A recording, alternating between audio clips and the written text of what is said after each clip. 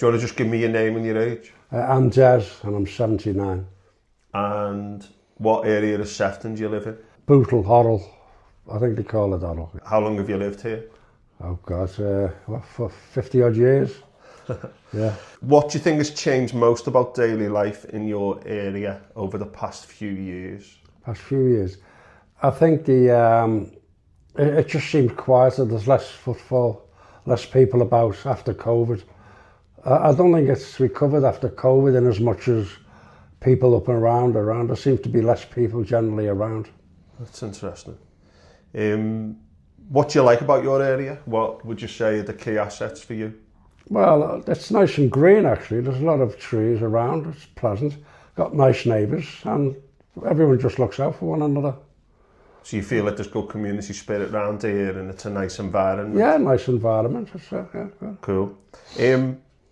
I know you said it's like it's a quiet residential area, but how would you describe the culture or vibe in this area in 3 words? Well, established, neighbourly, quiet really, yeah. Established, neighbourly and quiet. Yeah, I mean, there's no major city in Sefton, is it? It's quite residential, a lot of Sefton. There's small towns out there. Yeah. But yeah, I think that's interesting. Do you feel it's becoming easier or harder to live here financially? I think generally, not just about here, I think everywhere with the cost of living crisis. But yeah, I mean, I'm retired now, and I mean, well, I can get by. But yeah, like everything else, you know, I don't think it's specific to this area. Yeah. You know, I think it's a national thing. Would you describe yourself as a boomer? Do you think that you've benefited from being of the boomer generation? I'd say so, yeah. We're the luckiest generation that ever lived post-war. We got all the benefits of a welfare state. How do you feel it is for young people today?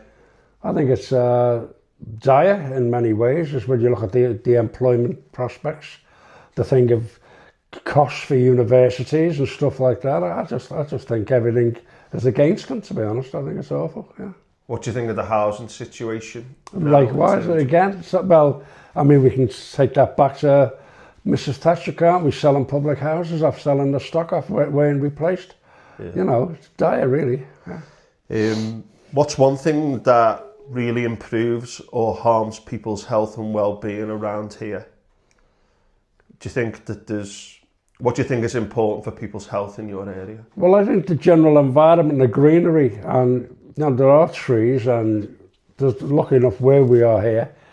And generally, you know, silcocks at the field, the general environment seems to be good, you know. Yeah. And nice and green and pleasant. Yeah. Now, Silcox Field, I still call it Silcox Field. I think it's called... Orrell Park High or something. Orrell Park, yeah. Do you think it's good having that? Oh, great, yeah, it's fantastic. Yeah. What do you think, is pollution a problem? You've got sleeping policemen on Harris Drive now. It used to be a main road, it still is, but do you feel that pollution's a problem here, or...? Well, the traffic pollution, but then it's right facing the school. We live right facing the school. Yeah. And so twice a day, you just get, you know, traffic jams and whatever, and that obviously causes pollution. Yeah. I don't know, there's no way around that. It's just, you know, that's the way it is. But I think the general environment, pollution-wise, because, you know, I grew up in an area of, you know, coal chimneys and coal-fired everything. I mean, so actually there's a big improvement as far as I can see. Yeah. But I think a lot of it now is hidden. You know, we can't see it. Yeah. Did you ever experience smog when you were younger? Yeah, the pea supers. Used to get smog and everything, yeah. Do you feel like you've got good access to the NHS if needed in this area? I like everything else, it's not perfect, but yeah, I'd say I've got no worries about anything in that respect. I've always been looked after by the NHS, you know. So you've got doctors locally, you've got Littleland Walk-in Centre. We've got the walk-in centre, we've got the hospitals local. Hospital's about 15 minutes away. Yeah, all of that. So really, in that respect, we're well looked after. Yeah. If you could change one thing about this area, what would it be? I know that you're retired and you like your environment, but is there one thing you would change? There's a litter problem. Yeah. A lot of it's to do with the school as well. But it seems to be, we got like for the school thing, there's also a secondary school with a lot of transits up and down, and it does seem to be that a lot of people just seem to throw stuff on the floor, and although the council actually clean it up regularly, and there's bins both ends of the road outside the school, but there's still a litter problem, which is a little bit unfortunate, you know. Yeah. If I was to ask you how you do, and generally speaking, how are you doing? Do you feel in life? Do you feel like you're doing okay? Yeah, I'd say okay for me age and everything, and there's a lot of me health and everything. I think, yeah, you know. So if I said 1 being excellent, 2 being good, 3 being okay, 4 not good, how would you say you're doing in life? I'd say good, yeah. Yeah, good. Okay. Yeah. Do you want to elaborate on that? I know you said you're retired, but do you feel that... I just think I enjoy life. I mean, I take pleasure out of the simple things, you know what I mean? I'm not rushing around anymore. Even things like shopping and stuff, I'm not really into that, but, you know, I go and I look at the magazines in Sainsbury's or Tesco and I look at the papers and I walk around and I keep my eye on things. I just take my time. I said, I'll get by, yeah. Go for walks and things, yeah. Sorry, go on. Oh, no, I do the garden. I spend a lot of time in the garden. Yeah. I just enjoy it, yeah. What do you like doing in your spare time? Well, I do a lot of reading. I do like crosswords. I do a lot of crosswords. I get the paper every day, read it back to front, do the crosswords in the paper. I also do other crosswords besides that. And as I said, I like the garden and the pot around the garden. Yeah. How do you feel about local government, local politics? There's no newspapers now really locally, and there's a lot of stuff online and that, but how do you feel based on what you know about local government and politics? Have you got any opinions on it? Yeah, I think they've got a tough job, local authorities. I mean, to me, it's like bins and stuff, and that's a good service. And, you know, Sefton Metropolitan Borough Council, as far as I can see, keep their end up as far as that's concerned. But I think there is a lack of communication. Well, but I put that back to no brutal times, no local press. And if there was a way, you know, they could actually even maybe online that all these meetings were, you know, published at timetables. And I mean, whether people would be interested in that, I would. But I think there is a lack of connection. How do you feel about the national government and politics? So you've got like a local Labour council, you've just said communication's an issue. You feel for local authorities. How do you feel like the national picture is at the moment, the current government and just national politics generally? Well, I think it's a similar situation. I said that, you know, this situation with Starmer, I think is an absolute joke. He's just pilloried from left to, he said he's attacked from day one. I said he's had 14 years of Tory rule or misrule, and he comes in, I said, and it's from the concerted attack from the right-wing media, picked up then by the general public and everything as a cliche, what's he for and all this. And, you know, the fact is, he's trying to do a job. What we want is stability. Is someone with a clear head, you know, not a populist, not someone who comes up with smart aleck phrases and sayings, but someone who actually does the job.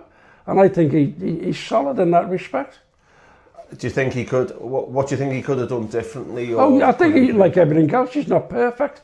I think he's got a communications problem. Yeah. I said, but you know, I understand that, but I can't see this personal vitriolic criticism. That's what I'm talking about. It's personal vitriolic stuff about him as an individual, which is ridiculous. Do you think that wasn't there for previous PMs? No. Well, if you look at the whole Tory thing of, you know, the debacle of Truss and people like that, there was no public outcry. I never had anyone on the street say to me around here in a working class area that Liz Truss or Boris Johnson. I've heard them say it about Starmer. What's he for? You know, I say, oh, hang on. I didn't hear that before about previous. What would you put that down to? Cause well, I think it's not a lot of people read papers these days. No, it's an agenda. It's not the people who read they set the agenda, the right wing, and then the punters on the telly and local radio, whatever it is, it just becomes the mantra because they all say the same thing. Do you use social media, Twitter, things like that? Yeah, that kind of stuff, which I don't particularly use. Yeah. So you think that maybe has got an I'd say so, because they come out with the same terminology. Cool. How do you feel about the international situation at the moment? Well, again, it's dire, isn't it, with the president of the US, the most powerful man in the world, doesn't seem to have a clue about anything. I said, and this populist stuff and racism and everything's, blamed on immigrants and whatever. I think it's awful, absolutely disgraceful. So that's like an American thing. You think you've got populist problems around the world? Yeah. Are there any other international issues that are on your radar? Well, the whole thing with Russia, isn't it? And, now we've got, nationalism everywhere, creeping in. Everywhere you've got right-wing governments and what nativism, whatever they want to call it. It's like, Hungary, and so although that's actually been overturned, well, hopefully you can do. But, where you look now is there's no reason. It's nationalism just raising its head everywhere. And intolerance, you know what I mean? Yeah. And easy solutions to things, which I just think it's intolerable. Never thought I'd live to see the day. Do you feel positive about the international political situation? Not really. I'd like to think that the younger generation can sort of see through it and overthrow it. And Hungary's a case in point, hopefully in Turkey and places. But I don't know. It's like, I wouldn't say I feel positive about it now. Yeah, okay. Is there any other things you'd like to improve locally? I mean, you talked about local communication from local government. Is there anything else that springs to mind that you would like to see? Well, yeah, but I don't think the local authorities have got control over it. Things like employment and better prospects for younger people. Yeah. Better educational stuff. I don't know, give the young people some hope, aspirations. But I mean, I don't think a local authority can do that. Yeah. So you think they're more national themes? Yeah. What have you got any opinions on, say, employment for young people or education for young people? Any ideas on that? As I said, is that, you talk about job creation and stuff like that. See, when I was younger, local authorities and government didn't actually have to do this kind of things. There was companies and big firms and apprenticeships and people like that. Government was a central thing, a separate thing from that. Yeah. But I said, whereas now the government's held, or the local authority held to account as creating employment, I don't know how to fix that, you know what I mean? I just don't know. I know that in places they talk about a living wage and stuff, but I don't know that much about it. Or, I know in Finland they've tried it. But you can't have a million neat young people, whatever, people without any hope, any possible future. It just can't happen. It's bad for society. When you said a minimum wage, you mean like universal wage kind of thing, some kind of program which So that's where everyone is guaranteed a minimum amount. Whatever. Instead of benefits, pensions, all that stuff. Well, the mechanism how it's achieved, I don't know. I mean, I don't know that much about it, but the principle of it, because everyone needs a roof over their head. We all need food. We all have to have a stake, some skin in the game, and what it is, the system at the moment of, company. There's no one providing employment from the private sector. What did you do career-wise? What were your main jobs? I was in print for half my life as a compositor printer, and then I was a mature grad, and then I ended up teaching. What do you feel about education at the moment? Have you got any opinions on that? Well, like everything else, is it's changed so much even since when I talk to colleagues now, they tell me everything has just changed. It's all about targets and the human aspect of it, the actual interaction, the socialised thing of it. It doesn't seem to be there anymore from what I hear. I don't last, and people say to me that it's an entirely different environment than when I was doing it, and that's not that long ago. 13 years, Yeah. If you could speak to yourself as a 10-year-old, if you could go back to, what year were you born? 47. So let's imagine 57. You could go back to 57. There's a young Des who's 10 years of age. What would you say to him? Would you have any advice for him? Or in today's climate? No, back then. Then? Any life advice based on what's it was like life was more simple. I was surrounded by people. Everyone just went to work in one way, shape or the other. Most of them, a lot of them were menial jobs, whatever. And a lot of them didn't have high aspirations, and they were just getting by, and everyone was tickety-boo, but, you know, people looked after one another.